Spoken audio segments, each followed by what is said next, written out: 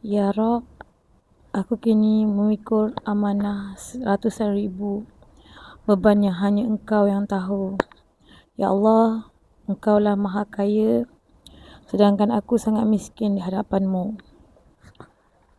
So ni korang niatkan je semua apa ni korang buat, semua korang cerita dengan Allah. Okay, yang ni untuk rezeki lah. Aku selalu doa, lapangkanlah jalanku, murahkanlah rezeki aku, luaskanlah pintu rezeki dari arah yang tak aku sangka, lajukan rezeki pre-love aku, lajukan ibu aku, lajukan worksheet aku, lajukan rezeki dari student yang Engkau datangkan, jadikan semua sekecil aku sebagai rezeki sebagai pintu rezeki yang besar, yang halal dan penuh keberkatan.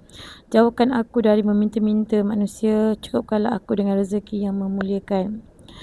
Ya Allah, sembuhkanlah aku dari sakit tubuh yang melemahkan dan sembuhkanlah aku dari beban mental yang menghancurkan. Tenangkan hatiku, lapangkanlah jiwaku.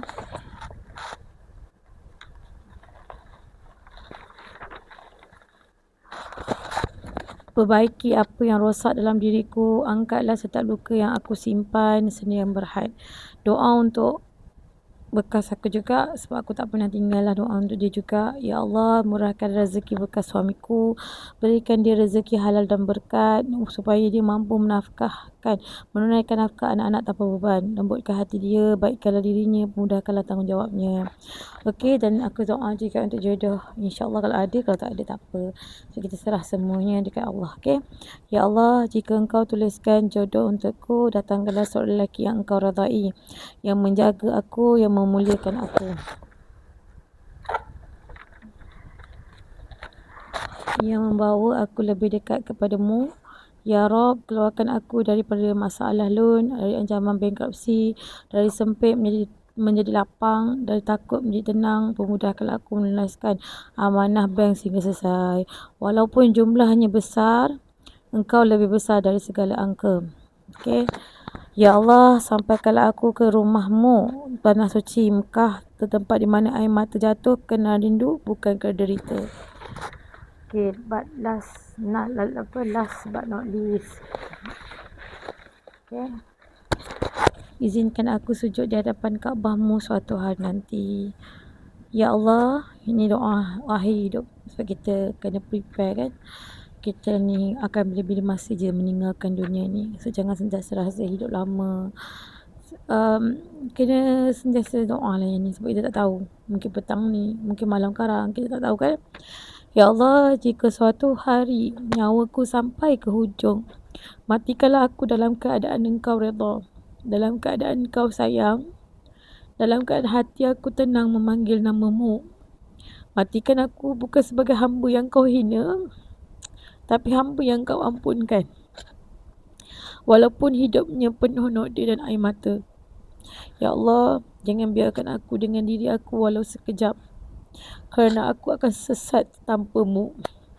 Peganglah aku kuat-kuat sampai aku pulang kepada-Mu dalam husnul khotimah.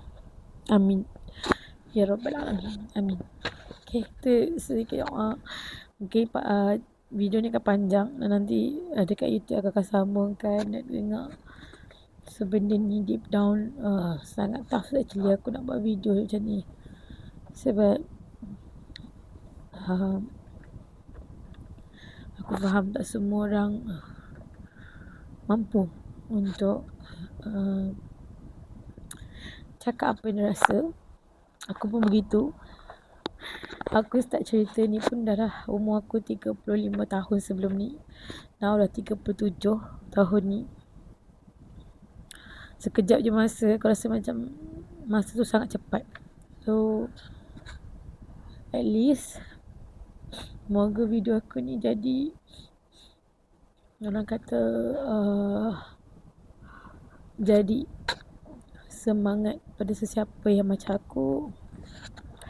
In case kalau korang pernah ada trauma childhood, dan korang rasa korang tak layak untuk dapat yang terbaik, aku pun pernah rasa benda tu. Aku pernah rasa benda tu dari awal dulu sebab tu aku tak pernah ada confident level.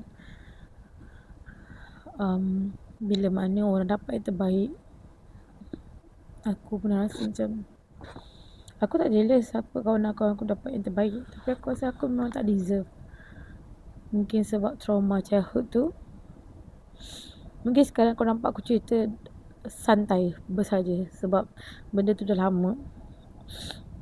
Tapi aku sampai sekarang aku tak jumpa orang yang mengenai tu, yang buat childhood aku tu sangat berubah. Dan aku harap mungkin lagi bagi cerita ni bukan untuk perempuan saja, bukan untuk ibu tunggal ke apa ke, tidak, untuk lelaki pun ya, untuk orang yang sama rasa dengan aku.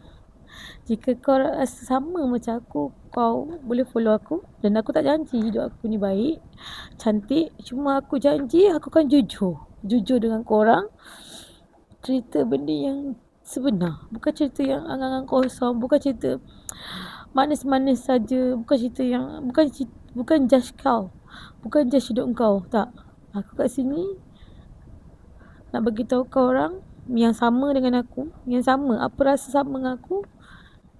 Kau follow aku, aku janji aku akan cerita benda yang jujur, yang takkan judge kau, takkan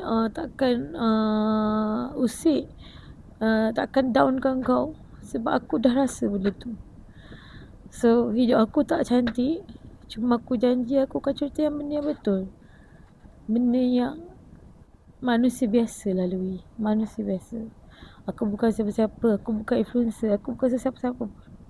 Aku adalah orang biasa, introvert person, yang dari dulu, dari umur aku 7 tahun, aku selalu setkan dekat mind aku, I'm not deserve, aku tak layak dapat apa pun.